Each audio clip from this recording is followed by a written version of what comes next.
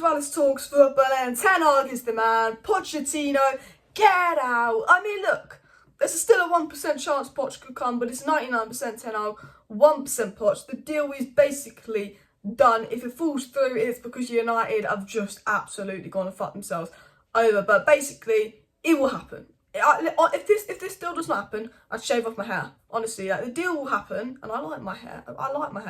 And I'm gonna tell you everything you need to know in today's video. So there's been so many news articles coming out by so many sources about Ten Hag. What's the latest? His transfer plan, his budget. Who's the assistant coach? Who's he gonna bring in? There's some Kalvin Phillips news.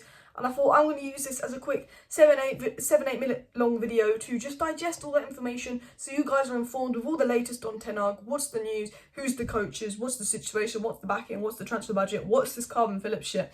And all of that. What's Romano had to say? What have the Tier 1 journalists had to say? I mean, if you watched my live stream yesterday, you know that Simon Stone basically came out and confirmed that it's happening, but he said it's not a done deal yet. Same with Romano. They basically said it. Oh, it's, you know, it's advanced, but it's not a done deal. But let me get right into news. Make sure you smash a like on the video. Make sure you subscribe down below if you're new. I will be doing a live stream tonight, probably around 7 p.m, maybe 9 p.m, depending on what I'm up to tonight. So do subscribe for that. But it came out today from Fabrizio Romano that Manchester United sources insist there's still no final agreement that has been reached with any manager yet. Rangnick has approved Ten Hag in private conversations, but apparently Rangnick is not involved in the negotiation for Ten Hag. It's up to the club to discuss details. We heard all this information that, you know, Rangnick had got Ten Hag and it was Rangnick's influence. Apparently, you know, Rangnick did not have a big say in who the next manager was, according to Mr. Fabrizio Romano. Romano also said that Erik Ten Hag's priority has always been Manchester United. Is a work in progress. We all knew that Erik Ten Hag wanted Manchester United. He's just waiting for United to be like, yeah, we've got you.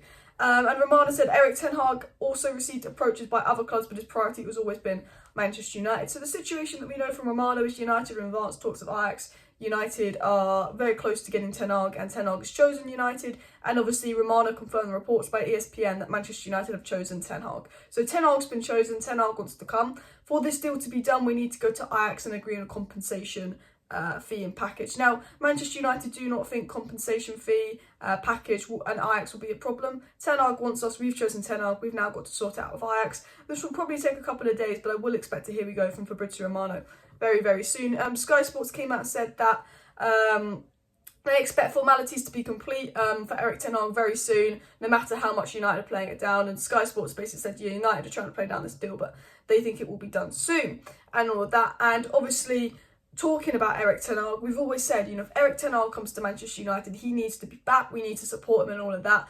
And that's exactly what I'm going to read out. So Marcel van der Kraan, who's a Dutch journalist, obviously spoke to Sky Sports.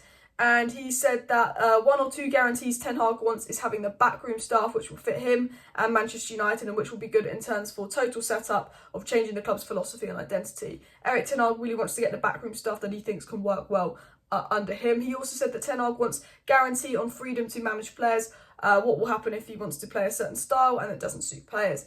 Basically saying, you know, people close to Ten Hag basically said Ten Hag wants to come to Man United, but he wants to be able to choose his backroom staff, who he buys and who he sells, which is why I think this Kalvin Phillips news, guys, that has come out today is really, really weird. So Samuel Lupkos, decent journalist, good source of information, said that Erik Ten Hag would have a veto on any players Manchester United have already shortlisted, but United are understood to be advancing on an intended deal to sign Kalvin Phillips. Now look, am I against Kalvin Phillips? No. Is he a decent signing? Yeah. If he's not going to be more than £40 million, I'd take Kalvin Phillips. But I just think Tchouameni's out there, Kamara's out there. I think there's better value for money players. But my big problem with this is, we're saying, yeah, we're going to give Ten Hag a say on who the next players are, but we're advancing for Kalvin Phillips. What if Ten Hag doesn't want Kalvin Phillips? What if Ten Hag wants Tchouameni? What if Ten Hag wants Declan Rice? You know, we're saying, oh, we're going to back Ten Hag.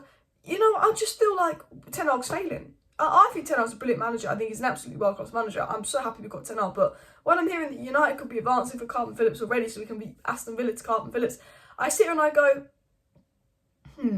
what if Ten Hag doesn't want Kalvin Phillips? Why are we advancing on a player when our manager has been decided, but it's not been 100% decided? When we told our manager we'd back him, this is why we've been in trouble the last few years. Bruno new contract. Bailly new contract, Phil Jones new contract under Ollie. Ollie didn't want Phil Jones. Let's go sign Kalvin Phillips. Once if he doesn't want Kalvin Phillips, once if you just spend 40 million, we don't play him like Ollie with Donny. Like, why can't we calm down and just wait until we know who Ten Hag wants to have? I just think, my God.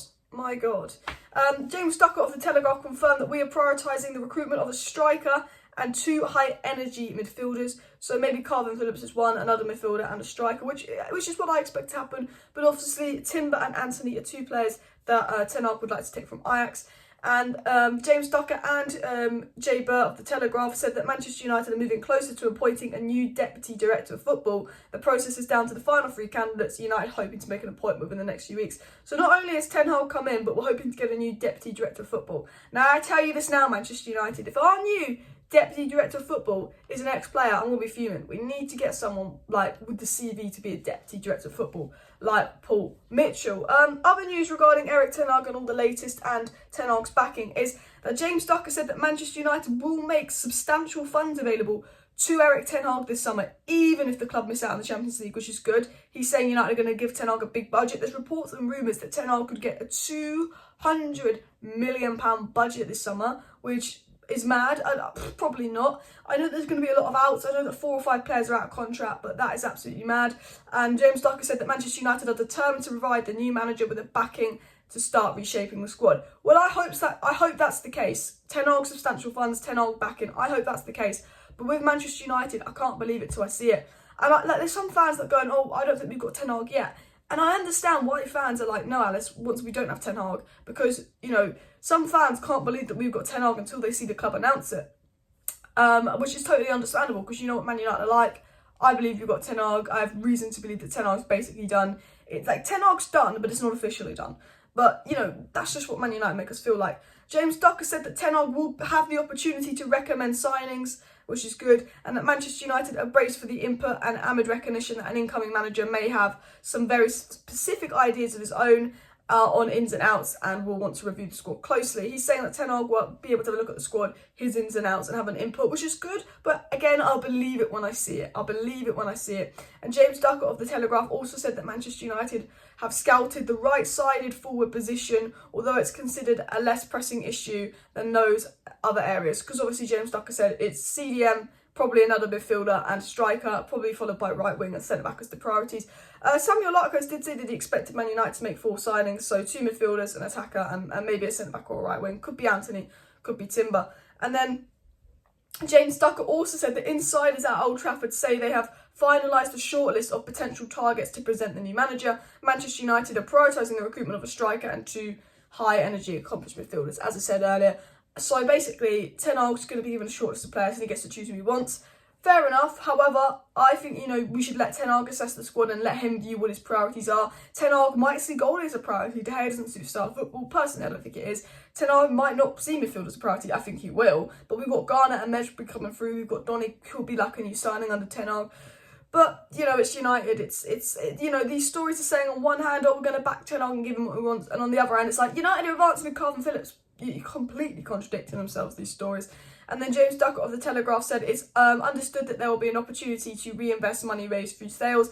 He said that five players will be out of contract in the summer, and the potential departure of such figures would free up considerable amount of space to scope for more manoeuvre. Now, I think obviously you've got 5 players definitely going out of contract. You've got players like Wan-Bissaka that could be sold. Maybe one of the goalkeepers could be sold as well. Ten Hag might not want Maguire. You know, Ten Hag might not want someone like Martial who could generate a little bit of money. So, yeah, we'll have to wait and see. But I kind of wanted to do a video just giving you guys all the latest on Ten Hag and really everything you need to know because, you know, a bit of an exclusive about, you know, is Ten Hag done? Yes, it is done, just not officially done. What's the plans of Ten Hag? Is he going to be backed? How much are we going to spend? Who's going to be the first signing? Well, I hope it's not Kalvin Phillips unless, you know, Ten Hag wants Kalvin Phillips. But that is the situation going around. So make sure you smash the like button. I will be back tonight live, so do subscribe if you're new and see you then. Bye.